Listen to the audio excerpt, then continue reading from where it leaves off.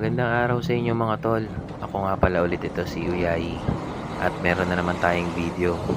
Samahan nyo akong mag-attempt ng 50 kilometers ultra marathon. Ipapaalala ko lang sa inyo mga tol, hindi po ito yung unang beses kong tatakbo ng 50 kilometers. Meron na rin po akong experience sa isang ultra marathon event which is 50 kilometers din. So, naisipan kong tumakbo ng 50 kilometers dahil meron akong pinapaghandaan na event. Bale, 65 kilometers yung tatakbuhin ko doon. Kaya, kahit papaano, dapat naghahanda tayo.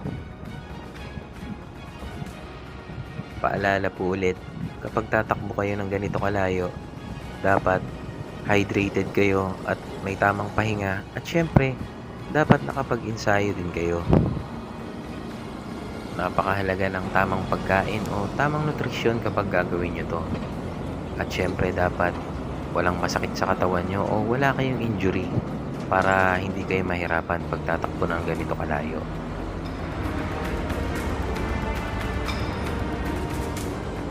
Dito sa part na to, halos naka 9 kilometers na ako.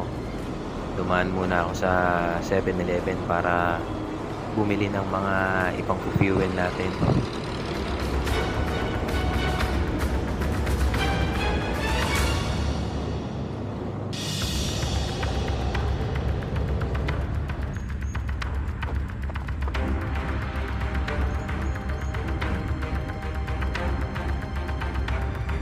Check mga tol, 6:22 na ng umaga and naka 16 kilometers na tayo. Medyo malayo-layo pa.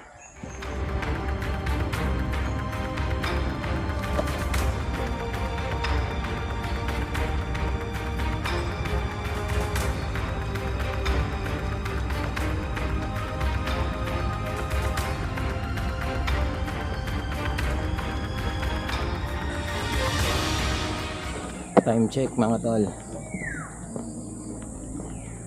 7:12 at nakaka 19 kilometers na tayo.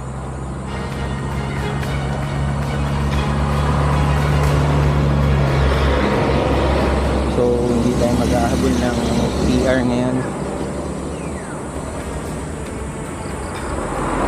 Bale, susubukan nating maka 50 kilometers ngayong araw. 50 kilometers jog or walk, basta makumpleto lang natin yung distance na yun.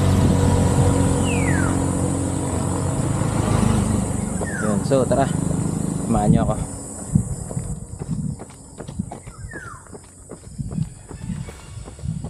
Dito sa part na to, medyo okay pa ako. Hindi pa ako masyadong napapagod.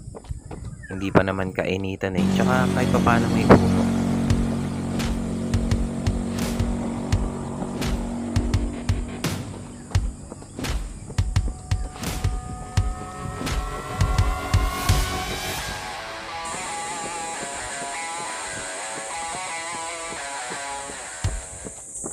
Alam niyo mga tol, kapag meron kayong pwedeng takbuhan na ganito na malapit sa inyo, tingnan nyo naman, no? Ang ganda, di ba? Preskong presko dito. Pag yun sa hangin.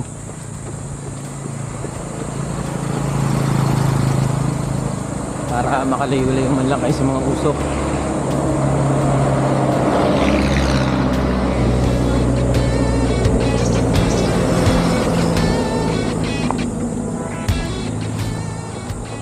Napakaganda. Green na green ang kapaligiran.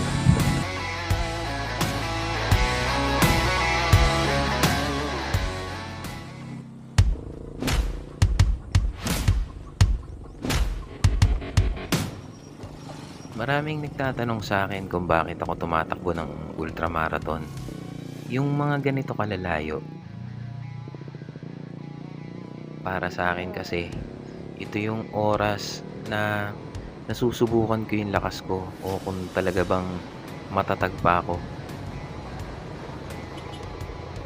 Dito rin ako nakakapag-isip ng maayos. Dito ko rin na-appreciate yung mga bagay-bagay sa paligid ko. Tapos napakalaking achievement kapag na-cover ko yung distance na gusto ko.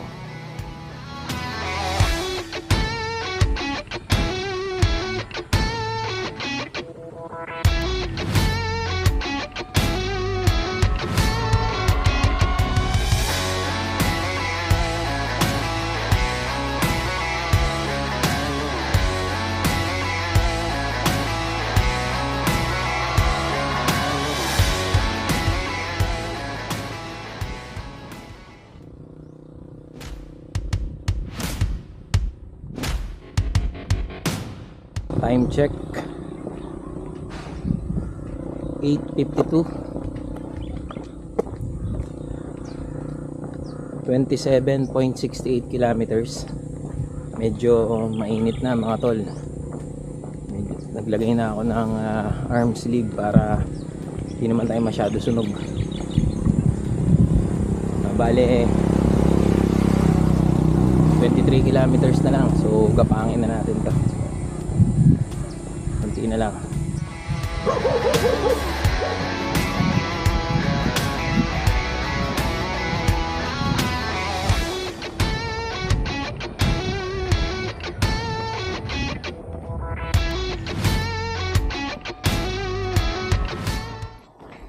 Update mga tol, 32 kilometers na, so konti na lang, 18 kilometers na lang. Medyo gumaganit na ang ating pakikipagsapalaran dito sa kalsada kasi sobrang init na.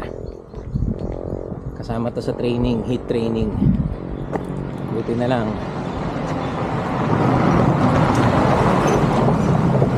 hydrated tayo. Tapos inom ng tubig. Kaya natin to. 18 kilometers left, igapang na natin.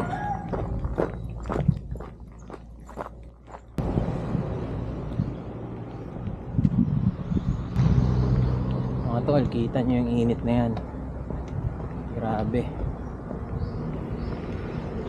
Huwag nyong gagawin to pag hindi kayo hydrated.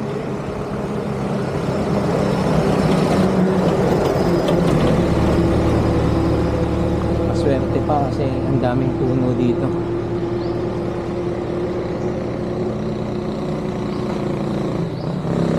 Konti na lang.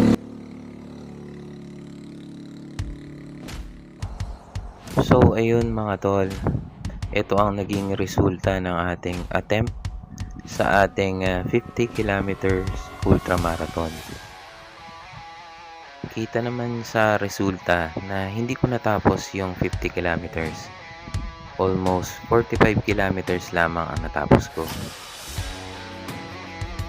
Ang isa sa mga dahilan kung bakit hindi ko natapos ang ultramarathon na ito dahil sa sobrang init. Hindi handa yung katawan ko sa sobrang init. Talagang kulang pa ako ng training pagdating sa heat training. Kasama pa ng panghihina ko nagloko pa yung GPS watch ko. Kaya medyo talagang parang sinasabi na huminto na ako. Pero ang totoo nun mga tol, dun pa lang sa 43 kilometers, medyo nagdidilim na talaga yung paningin ko. Sobrang init na nung tanghaling tapat yun halos. Kaya talagang syempre iisipin muna natin yung ating kaligtasan kasi baka biglang doon tayo magkaroon ng problema. Sa makatawid mga tol, DNF tayo sa 50 kilometers. Pero syempre masipag tayong tumakbo kaya uulitin natin yan. Re-rest baka natin to. At syempre palambing na rin sa inyo mga tol, pa-subscribe naman dito sa channel ko para kahit papano masundan nyo yung mga adventures natin sa running. And nagpapasalamat ulit ako kasi sinamahan nyo ako sa pagtakbo na ito. Sana samahan nyo ulit ako sa susunod pa. Thank you and mag-ingat kayo lahat.